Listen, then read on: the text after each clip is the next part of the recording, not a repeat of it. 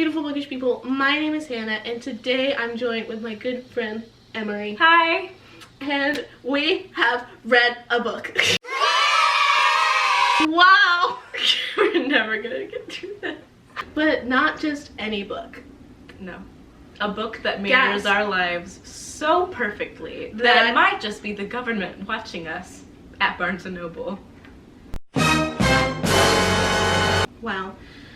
But before we jump into that, let's do a quick non-spoiler summary of why we think this book is just us in a book form. So let me give you a quick story time. We were walking the halls of our local Barnes & Noble when we picked up Little Do We Know by Tamara Ireland Stone. And gasp! What do we see before our eyes? A character named Hannah? And a character named Emory? Spelled correctly. Which never happens. Ever. Even at Starbucks. So as we continue to read our summary of the book that was practically written about us, we began to think, wow, we not only need to read this, we need to buddy read this and do a review about it, because this is practically a book about us, and we need to tell you how accurate it is. So without further ado, Emory, do you want to give us a non-spoilery summary? Yes. So the reason that not only that we do share names, the reason that Hannah and Emory do mirror our lives a little scarily accurately is that Hannah is very active in her local church. Her father is a pastor. My dad's not a pastor. I'll get to the parts that aren't. Okay. Faith plays a really large part in Hannah's life, and it's throughout the course of the story we get to see Hannah's kind of transformation is with faith and with the church politics, and how she kind of learns that not everything is always black and white. Life is really kind of a grayscale when it comes to the people we love. And then Emory is a lot like me in that she's a theater kid. She loves theater. She's going to a school to get a fine arts degree. She has a boyfriend who she loves very much. And then she has a little bit of a tangle with her past and some personal history that is kind of catching up with her. So, do you want to get into our general thoughts of why we liked this book? Yes, and why we didn't. I loved this book. I did too. I thought this book was super, super, super well done, and it's funny because I don't typically read a lot of YA fiction. Yeah. I typically go towards it sounds really pretentious when I say this, but I tend to prefer like classics. So reading a YA book was it's a little bit of a different experience for me, and I started out not loving it. Like it. Yeah, for the first like 100 pages, it's very high school until the plot doesn't really kick in until like 120. Yeah, so for a while I was like, I don't want to have to read 400 pages of this. And it's very good. I think it's very character driven, I would say. Oh yeah, absolutely. But the plot does kick in, and once the plot kicks in, I would argue that it makes it better. Oh yeah, I would agree with that. I gave it 4 stars. I gave it 5 because my bar isn't very high. We're gonna get into spoilers now. It's gonna be a good discussion, so if you want to stay, stick around. But if you don't want to get spoiled, whatever.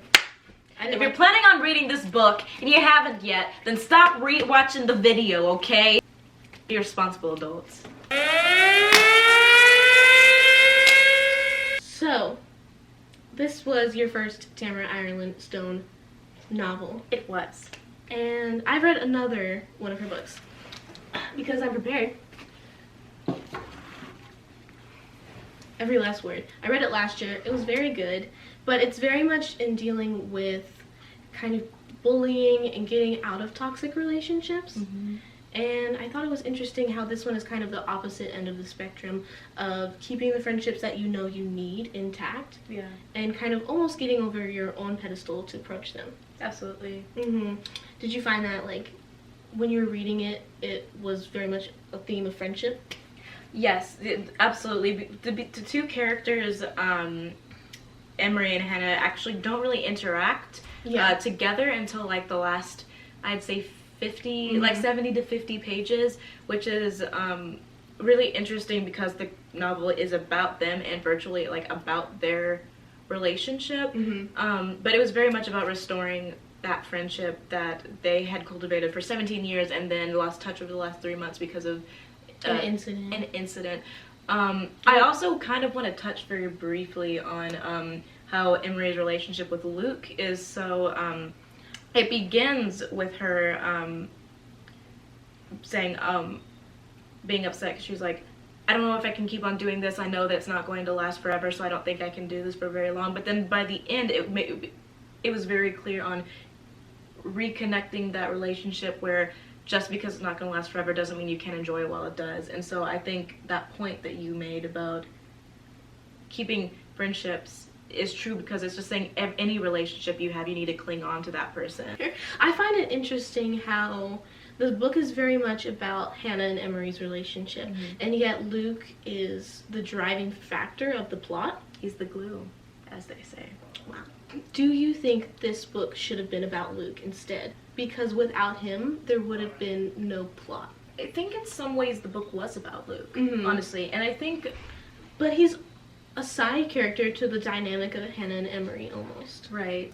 I remember thinking when I was reading it that I wish that there were some alternating chapters with his perspective. But I think it was done intentionally because it was about him bringing them together, as opposed to if it was, or if he had his own chapters, it would make more sense if the whole book was from his perspective, I feel like. Yeah. Yeah.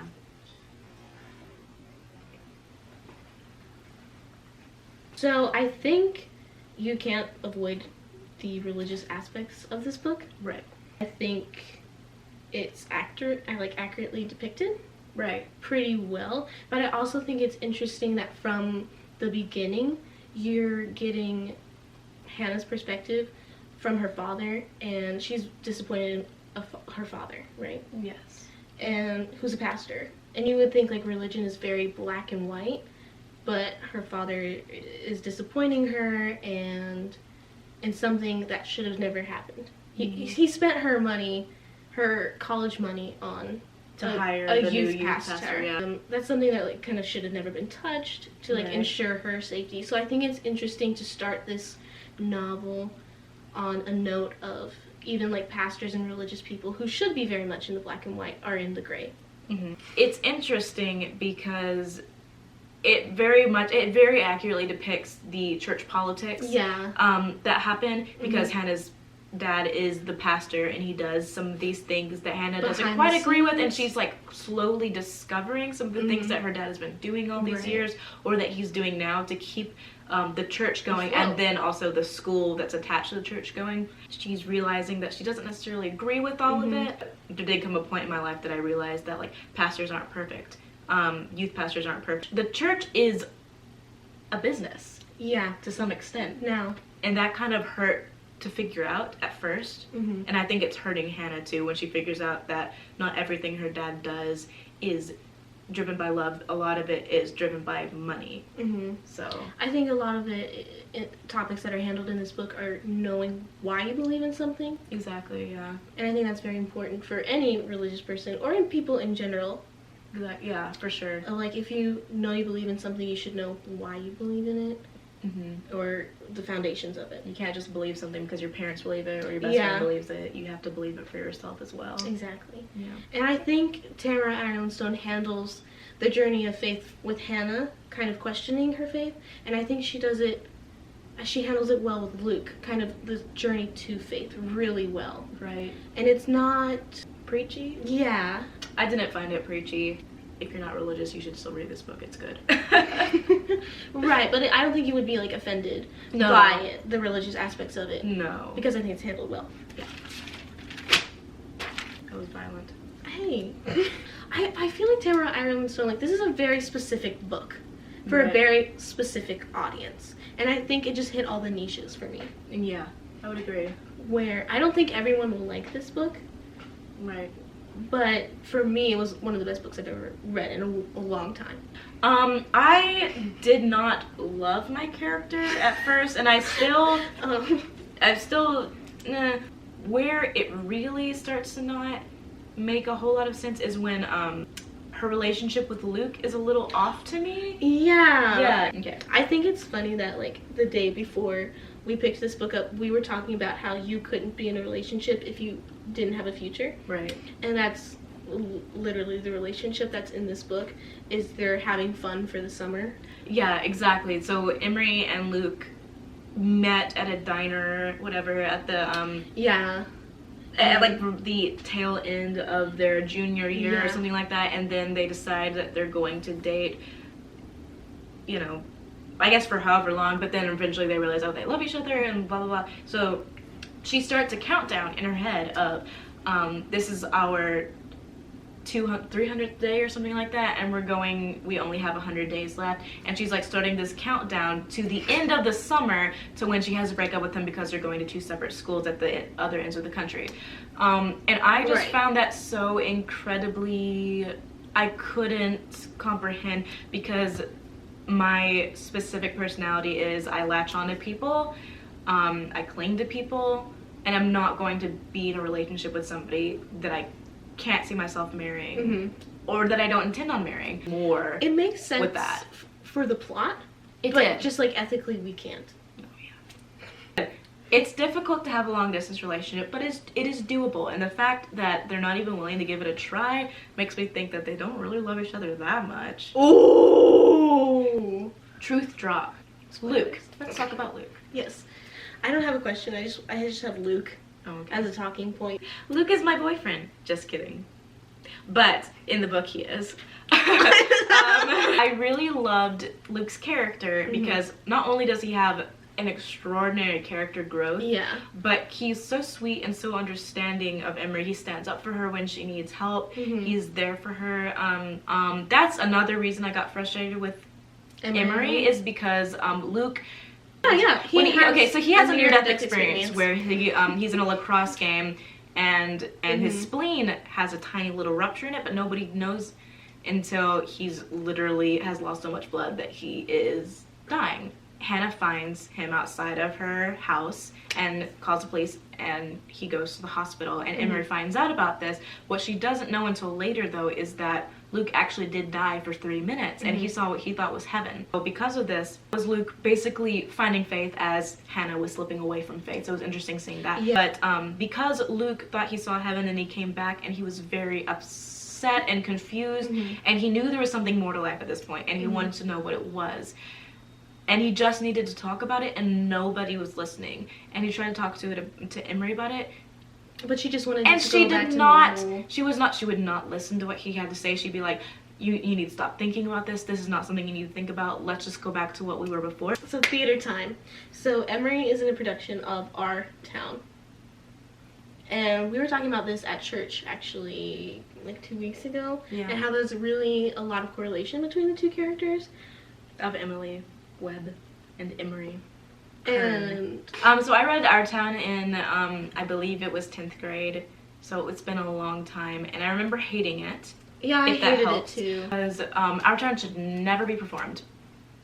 Ever. You know why? Because it is terrible to watch. It's really boring. It's really terrible to watch. But reading it is great because it has a message and because it is a study of theater. Now, talking about the correlation. reason between we're two. talking about this. So Emery is playing Emily Webb in Our Town, and Emily Webb is the daughter. Our Town is basically a story of people in a normal town, normal people in a normal town. Nothing happens that wouldn't happen in everyday life. It's very just normal and plain is the best word to describe it. Emily Webb is a very normal girl who falls in love with a normal boy, and they get married and have a normal life, and then they die normal deaths. So Emery is playing Emily Webb, and During Emily's character in the play passes away in the 3rd act, and she comes back from her grave to take one last look at her life, and she has this beautiful, very famous monologue where she talks about where she says goodbye to the things in her life that she loved. She says goodbye sunflowers, goodbye nice warm baths, goodbye hot coffee. She talks about how she didn't ever get to see those things while she lived her life because during her life she was too busy focusing on other things. Emily is looking back and wishing that she had noticed those things during her life. And Emery, on the other hand, is barreling full speed ahead, not paying attention to the things that she has in her life, and she is looking forward to the things she's going to miss. So she's looking forward to oh, I'm about to lose my boyfriend because we're going to break up. I'm about to lose my mother because she's about to get married. Yeah. I'm about to lose this theater because I'm going to go to college. All these things that she's losing, and she's not slowing down to appreciate the things she has while she still has them. The way they correlated so well, Yeah. yet they're still worlds apart, was fascinating. So one of the questions I have is, like, do you think that the conflict justified the fight? No. Really? There was so much pride involved. It was just crazy. It could have filled a hot air balloon. Ridiculous. The conflict is, you come into my bedroom and confess, like, my mother's boyfriend at the time, I think it was fiance at the time, has, like, molested me and, like, made me feel uncomfortable. And of course I'm listening and I want to get my mom involved, and you're like, okay, whatever.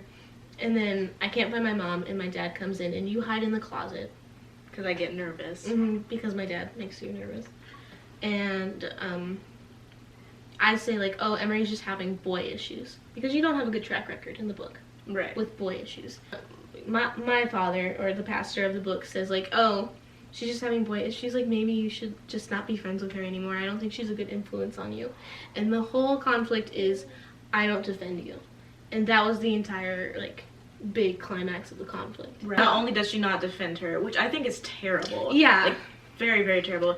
But at that point, you know, but then she also, when she comes out and confronts her about it, Hannah says, maybe my dad is right, maybe we shouldn't be friends. And yeah.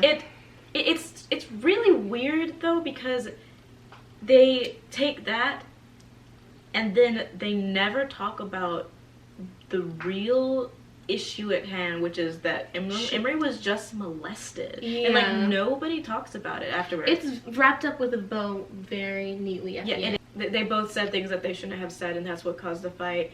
But it was things that needed to be said. Right. So we were talking about this today, that you thought the ending was weak. I didn't think that the ending was weak, but it just, again, it was just like... So Luke goes with my parents to Guatemala on a mission trip. And we essentially take the road trip that they had been planning.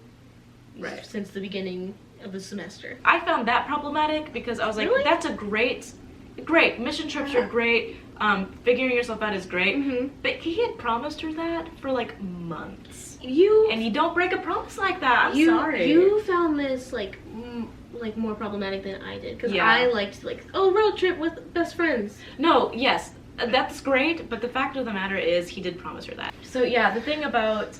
oh, wait, this is Emery's boyfriend. Yeah, this is my boyfriend. We should introduce him.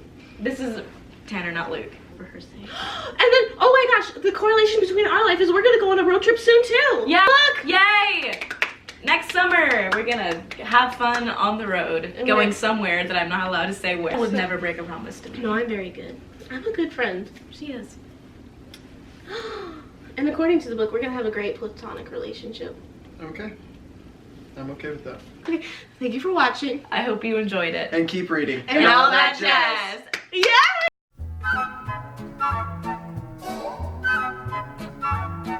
We can talk about the ending and how much it sucked. Did